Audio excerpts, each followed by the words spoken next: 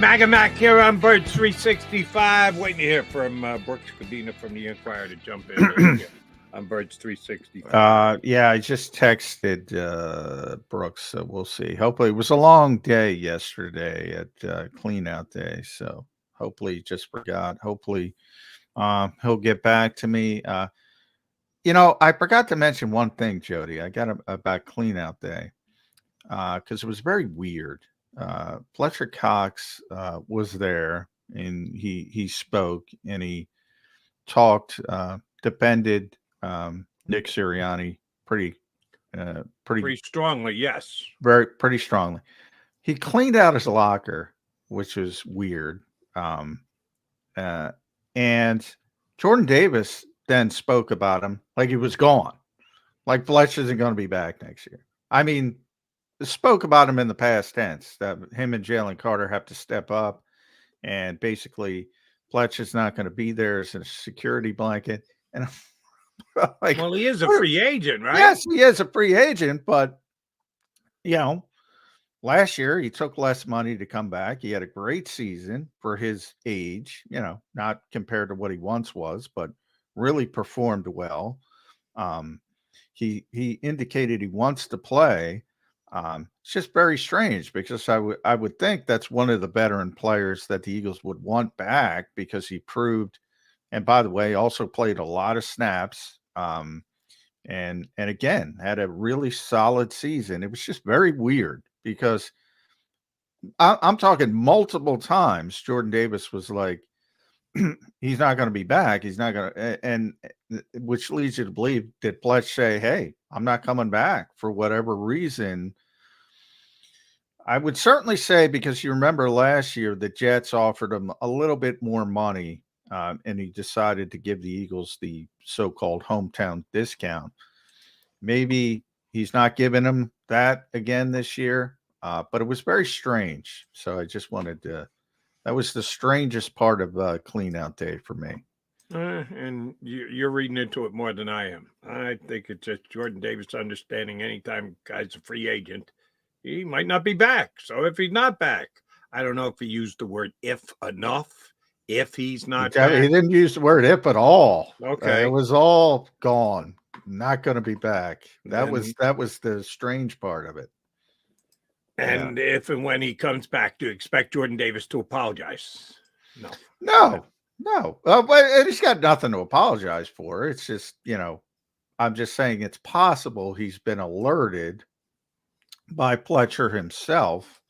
You think that happened?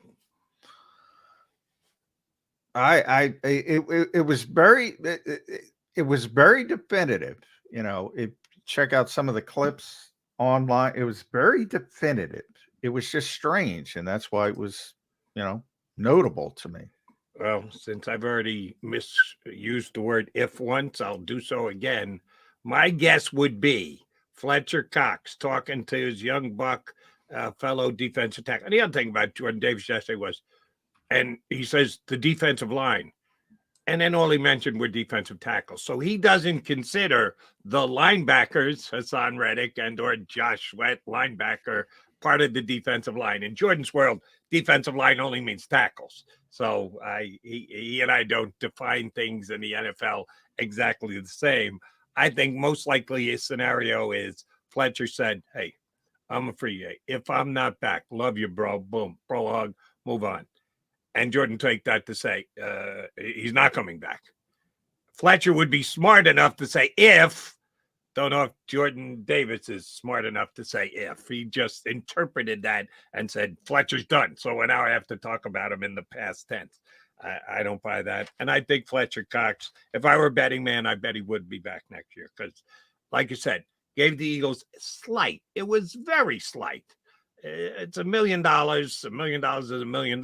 But with the many millions that Fletcher's already made, the Jets offered him slightly, and then you factor in moving costs and everything else. He said, no, I'll just stay right here. And I would bet on it being basically the same exact thing this off season. Yeah, just from Jordan's perspective, I would say that, remember, the interior defensive line works with Tracy Rocker So from his perspective, and then the edge rushers work with Jeremiah Washburn. So they are a different position from their perspective of how they work.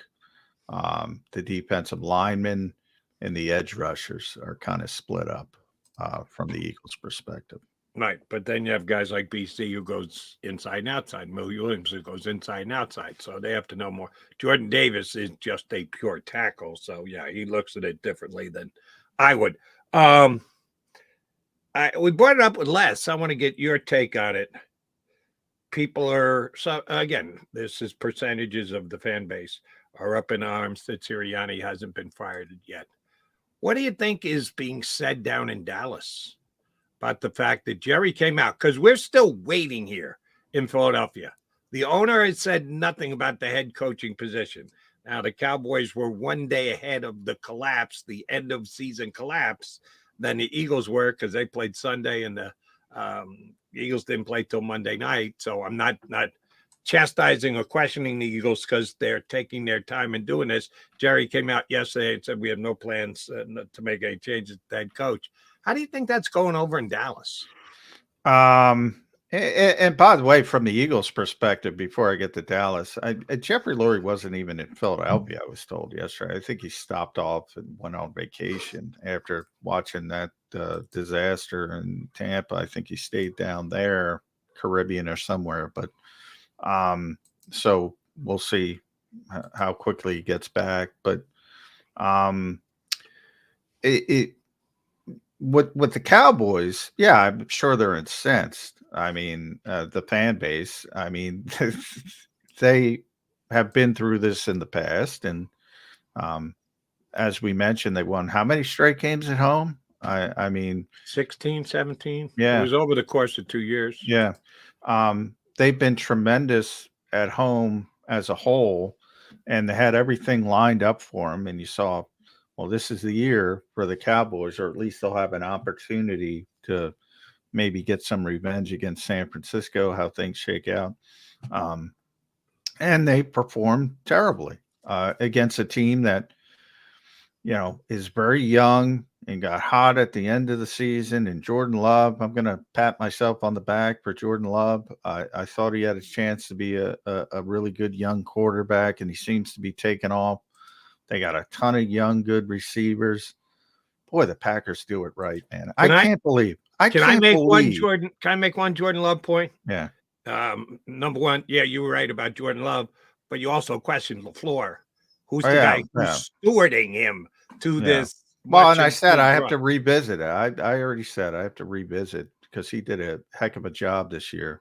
I thought he sort of walked into a perfect situation with a Hall of Fame quarterback who, how much I think about Aaron Rodgers, and I know everyone hates Aaron Rodgers because of his off the field stuff. I'm talking on the field.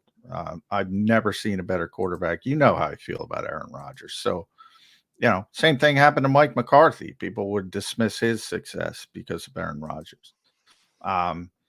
So, yeah, he's proven a lot of things this year, not only with Jordan Love, but with all the others. They're so young.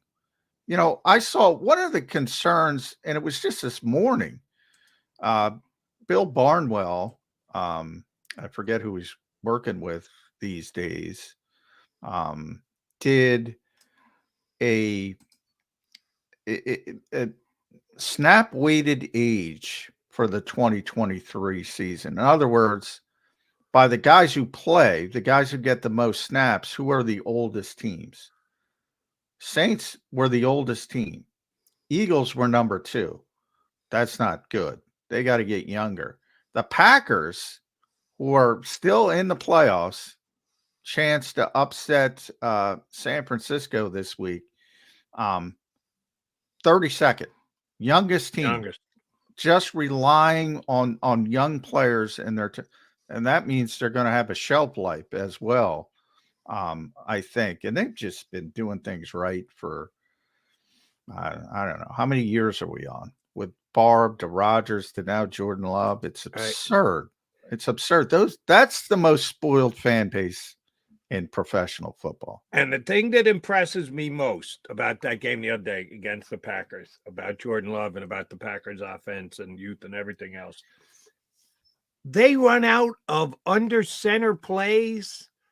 Forget about 50%. It seemed like 75% of the time. In a league that has become, and we talk about this way too much, the league's a passing league. Why? Because somebody waved the magic wand and made it a passing wave? No, because you check the results and you draw conclusions from that. And the league is absolutely a passing league. For those of you who want to run the ball 75% of the time, any team that would do that would have to do so in the face of what everyone else in the National Football League is doing. You know what everyone else in the National Football League is doing? Running out of the shotgun. About 80% is most of the teams in the National Football League. The Packers don't. The Packers have a guy who's been learning for years, sitting and waiting. Oh, I saw a very little video of him in college, Jordan Love, because he plays lesser division. Almost everything he ever did was out of the gun. He never was under center. But they made the decision coming into this year, Aaron Rodgers is gone, we're going to build our offense. We're going to have our offense run. And the only reason I recognized it was, man, is he quick getting back into that pocket. There's an art to being able to take a snap, get back quick, 7-step drop, and then step into a pass. How many passes have we seen Jalen throw out of the gun the last couple? He's backwards. Remember where LaFleur comes from. That he's Shanahan Kubiak. You sort of have these two. Shanahan and Kubiak don't run as much out of under center as he does. That's one of my criticisms when you went back to. I thought it was one of the weirdest things, that little spike of Josh Dobbs when he got traded to Minnesota, and he had the great game where he didn't practice and he showed up and he beat Atlanta with all this physical attributes and just running around like a knucklehead, making plays here and there, and he won a football game. And then as he got into the Kevin O'Connell, who on the same staff as Matt LaFleur, Shanahan Kubiak guy, Sean McVay, then he's got him doing what Kirk Cousins did. Kirk Cousins, one of the best play action quarterbacks in football. He's got him dropping back under center, trying to fool people with play action, and he was terrible. He was terrible at it. Terrible at it. Joe Flacco, Kevin Stefanski, same thing. Learned under Kubiak, Gary Kubiak, Clint Kubiak, who's going to get same thing. He's got Dorian Thompson, even Deshaun Watson, not as good. He gets Joe Flacco off the couch, a traditional, go play action. He has some success, and obviously it ended. Yeah, those guys, those play action guys, they're under center, but again, it's a different type of offense. Yeah, but see, there's more to it than just play action, not play action. There's dropping back. There's seeing the whole field the whole time. There's not having to take your eyes off the field to catch the snap. Now, supposedly, and I'm sure there's an analytical theorem that says this, it should get to you quicker because it should take you longer to slide backwards than the ball to be snapped backwards. But you should end up in the same exact spot and be ready to go. Man, I was impressed with Jordan Love and how he got into position, was ready to position. I'm not talking about play action. I'm talking about just straight drop back, get ready, throw the ball. No play action. Forget play action. I'm just talking about straight drop back, get to the place and throw it. And he was phenomenal against the Cowboys with that the other night. That's one of the biggest takeaway. We know that one kid's got the 6 pick sixes, but even losing their best defensive back, Gilmore had a phenomenal year. He just picked them apart. And he did so after straight 7-step dropbacks and just firing the football and delivering the football and young wide receivers getting open. That was the most impressive thing that I saw all weekend. And it just jumped out at me that he's doing out a straight dropback. And guys, yeah. Well, that's what the second part of it is. Nobody does it in college, so they don't want to teach it. And that's probably, not the way to go about it. But I don't think it's, you could also uh, run play action from the gun. You can do it in different ways. It's just a different mechanic. But yeah, it's all comes down to footwork. I mean, they did a great job. In more teams, I think they have tremendous patience. And I talk about the Packers as an organization for well over 30 years now. And I'm not going to say Jordan Love's going to be in the Hall of Fame, but he had a hell of a first season. Um, the other two are going to be in the Hall of Fame, obviously. Um, and they have tremendous patience with their quarterbacks. They let them develop, and I think there's something to that. I think there's something to it. In most other cities, especially when you take a quarterback at the top of the draft, he's got to get on the field. He's got to get on the field. Andrew Brand, our buddy, says it all the time. He was on Twitter over the weekend saying, draft a quarterback before you need a quarterback. Draft it. That's the Packer way. Draft a quarterback before you need a quarterback. Now you have some angst at the end, and they did it. The same thing happened with Favre. Same thing happened with Rodgers, because those guys get, why the hell are you drafting a quarterback? So you got to deal with some of that. But from the standpoint of development, it's proven to be the way to do it. It really has. And they've done it twice, making the 5-1 was a trade, so it didn't have to do anything with drafting. But they drafted Rodgers. They asked him to be patient. They dealt with all the Brett Favre bullshit because of it. It worked. It paid off. Same thing with they drafted Love. Rodgers couldn't stand it. They had to put up with the BS. They did, and now they're seeing the benefits. So yeah, the Packers have written the manual on how to handle quarterback transitions over the last several decades. We don't usually talk in decades most of it, but that's exactly what we're talking about. By the way, some Eagles coaching news I want to throw in there. Marcus Brady, the Eagles senior offensive assistant, is going to get an interview with the Chicago Bears to be their offensive coordinator. They have requested an interview with Marcus Brady. That in all of your crack reporting down there in the locker room, talking to people, sources on the record, off the record, did you have one thing that you brought here to Birds 365 over the course of the year that I'm just forgetting, where you said, and Marcus Brady's suggestion was this, and Marcus Brady did that, and they really took that from a Marcus Brady former play or whatever? I'm struggling here, John. I really am. I'm still no, but I'm not remembering one. Marcus, well, I've talked about Marcus, but no, I mean, because he was in Matt Patricia's role on offense. Matt Patricia was the senior defensive assistant. Marcus Brady was the senior offensive assistant. So he had that same role as Matt Patricia before they made the goofy move on defense. So no, he wasn't heavily involved, but he's a big part of the staff as far as now they have more depth on the offensive side, so to speak, although fans don't think so. We have Nick Sirianni. You have Brian Johnson, and that would be Marcus Brady after that. You throw in Alex Tanney. They have Kevin Patullo, I should always mention, because he's the closest one of all. Yeah, you've surely mentioned Patullo a whole bunch this year. Yeah. I don't remember a Marcus Brady reference. Oh, sure. I've written about Marcus. I've talked about him occasionally. His former coordinator with the Colts, when he came in last year, I talked about him. They brought him in last year as a consultant right away, basically, when he got fired in Indianapolis. So he's one of those guys that Nick knows, as opposed to the guys that Howie finds for Nick and Nick interviews. So he's one of Nick's guys.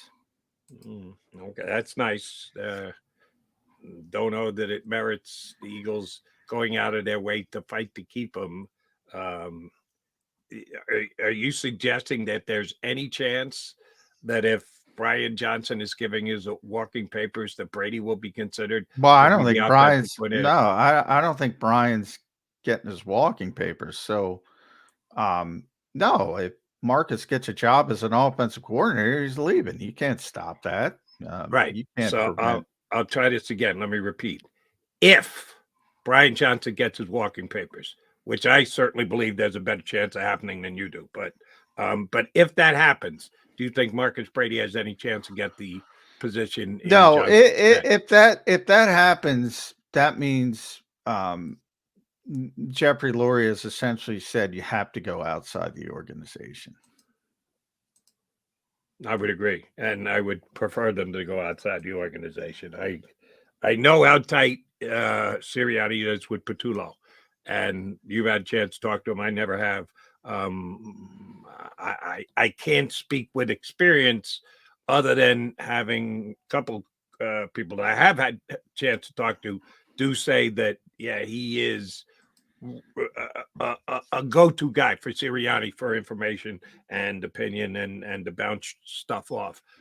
So that would, for me, be cutting off Sirianni's legs. You might as well just go ahead and fire him if you're gonna start lopping off his one tightest buddy on the team. If it's just to make a point, well, then just fire Sirianni, get it over and done with. But I don't know that the Eagles are going to go there. But I do believe, as you just said, they're going to tell him you got to come from outside the organization for the two key positions if they fire the offensive coordinator and the defensive coordinator. What type of, if you want to give me an exact guy, I'd love it. But if not, give me an overall type of system. If they're going to go changing and they're going to ask Nick to change, offense, defense, certainly be easier for Nick on the defensive side, but both, what type of a system that you have a coordinator attached who's coming in from outside, what type of a system would you like to see the Eagles change to on offense and defense? I wish defensively, I wish they weren't worried about a system. I wish they would find a guy who's malleable and wants to come in and look at what he has. Is there such a guy? Oh, sure. We saw it with my guy. Who's available? You I'm think not available. away? Saw it with Flores this year. He had nothing, and he cobbled together at least a serviceable defense. Fell apart late, but understandably so. And that's why I'm a big fan of his. Now he blitzes a lot, but that's not a system. He was doing crazy crap. Like I said, he's led the league in blitz, but led the league in 8-man coverages. You just don't see that kind of stuff. I think the whole problem of the Eagles defensively in the Nick Sirianni era is if you're chasing a trend, and that's what the Fangio defense was, you're behind. If you're chasing it, you're behind. The Eagles should know this, and they're typically very proactive when it comes to offense. Defense, I want somebody. I don't want somebody who's coming in, even offensively. Like, if you ask me, I would rather have the Shanahan offense than, and that's not Kyle, it's Mike. I would rather have the Shanahan offense than what the Eagles run. But they don't have the quarterback to run it. So I think the Eagles do the right thing. And they tried in 2021. Why do you think Jalen couldn't run the Shanahan offense? I think he could. I think he wouldn't be as effective running it as he is running this offense over the long haul, not the final 7 games. Over the long haul, not trending well, but we believe that in the long run, yes, he'll be better. Yeah, I think you're doing a disservice. I think I don't think he'd be as good as he has been in this offense, and I think that's already been proven in the first year, 2021. Defensively, I just, you got to be very cognizant of and I brought it up so many times, whether it's Tony Dungy or Pete Carroll or whoever the flavor of the month is, and now it's Vic Fangio. People catch up. People catch up. So I want a guy who's going to be ahead of that curve. Who that guy is, I can't tell you. I mean, it's probably a younger guy. It's probably the Ben Johnson of defense. I know everybody talks about Jesse Minter because the Eagles interviewed him last year. And he just, he was at Michigan, and obviously they had a great season. But I don't know enough about him to say he's that type of guy. But they need to get away from this scheme. They need to get the hell away from this scheme. I would tend to agree, but here's the fly in the ointment for your thinking, and I'm pretty much in lockstep with you. I'm scared to go back to a first-time coordinator. And I know Desai was a coordinator for Chicago 1 year, right? That was all he was. Yeah, was 1 year. 1 year, yeah. And then he went to Seattle and was the assistant head coach in charge of overseeing defense, whatever his position was. And he came here. So he's in his second year as a coordinator. You talked earlier in the show about continuity and growth as a necessity. You want another guy who's got to grow on the job, that's never done it before, as bright a mind, as well thought of as he is, as hot a name as he may be. If he's never been a coordinator before, I don't know if I want him in this situation. There are certain times where you go, hey, we're rebuilding. Yeah, there's going to be growth pains. Sorry to tell you, fans, ahead of time, but get ready for it because they're coming. That's not where the Eagles are right now. They need results next year. So my thought is that they're probably going to go with someone who's got at least a partial track record as a coordinator in the National Football League. I don't think they're hiring a first-timer, do you? I think they're more likely to hire a first-timer because, really? Yeah, because, well, for a couple reasons. One, that's been their history recently, whether, at least young, I should say. Shane was an offensive coordinator, but didn't call plays. Actually called plays for the Chargers a little bit. But and Jonathan was a first-time coordinator. Nick Sirianni was obviously a first-time head coach, but also from the perspective of the situation they're in.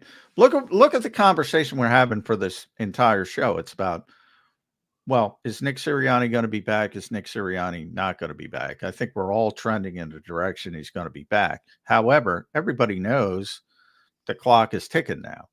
It's on. He could potentially be a lame duck, especially if he's being ordered to get coordinators from outside the organization. Everybody knows this. All the coaching agents know it. You have a potential lame duck. You want to put your guy in the position where you're talking about he's going to be out in 1 year because the head coach gets fired. So they have the issue from that standpoint. A younger guy is going to be more willing to seize the opportunity to be a coordinator than a entrenched guy like, say, Wink Martindale, who Eagles fans would be thrilled with. And I don't know if that's the case because Wink feuds with everybody he coaches for. So you got to be very careful with that aspect. I think guys with cachet, same thing at the head coach. I've said it from the start. If they fired Nick Sirianni and everybody's talking about Bill Belichick and Jim Harbaugh, those guys aren't coming here. Those guys aren't coming here unless Jeffrey Lurie fires Howie Roseman. And we talked about it with Les, and the collaborative process changes his whole process that he believes in. And that ain't happening. So those guys aren't coming here. Forget about it. Shouldn't have brought him up to begin with. It's always going to be a Doug Peterson type or a Nick Sirianni type. And guess what? Those guys have to learn on the job. Except for, again, using history as a guideline, he did pull the plug on Howie before, and he gave the keys to the kingdom to Chip. Now he realized it was a mistake. Then he did a 180 and he brought it back again. but he has done it once before. Well, he To has, say and he's I never done it is inaccurate. he Do I think has, it's but likely that he's going to do it here? No, I'm going to side with McMullen and say it's highly unlikely, but it's not a 0% either. You heard me and Les talking about that a little bit. He did. You're right. We all saw it. He also now admits it was the greatest mistake of his ownership tenure. So that's what he believes. He also fired Joe Banner, who was close, very close to him. He's not above understanding people have shelf lives. Believe me, he thinks Andy Reid is a great coach, but he knew his shelf life was up here. And by the way, he was right. His shelf life was up. Yep. Phenomenal coach. Everybody's got a shelf life. Bill Belichick had one, 25 years or whatever, quarter century, but he had a shelf life. Everybody has a shelf life. Even Howie Roseman. Is this it? I do not believe so. But yes, he has done it once, but he also called it his greatest mistake. And then there's the compromise position in the middle, which we would look at and say it's impossible, but maybe, just maybe Belichick does say, yeah, I can work with Howie. Maybe they have this great kumbaya meeting and Jeffrey gets sold a bill of goods. Well, and, hey, yeah, they'll be able to get. they Now, to tried- Jeffrey's credit, he tried to do it with McDaniels, and Jeffrey saw through that veil and said, no, that crap ain't working. Hey, you guys are going to be fighting. I'm not doing that. But maybe Belichick could sell it better than McDaniels could. You never know. All right, we're running late. We got to take our final timeout, come back, put a bow in the show.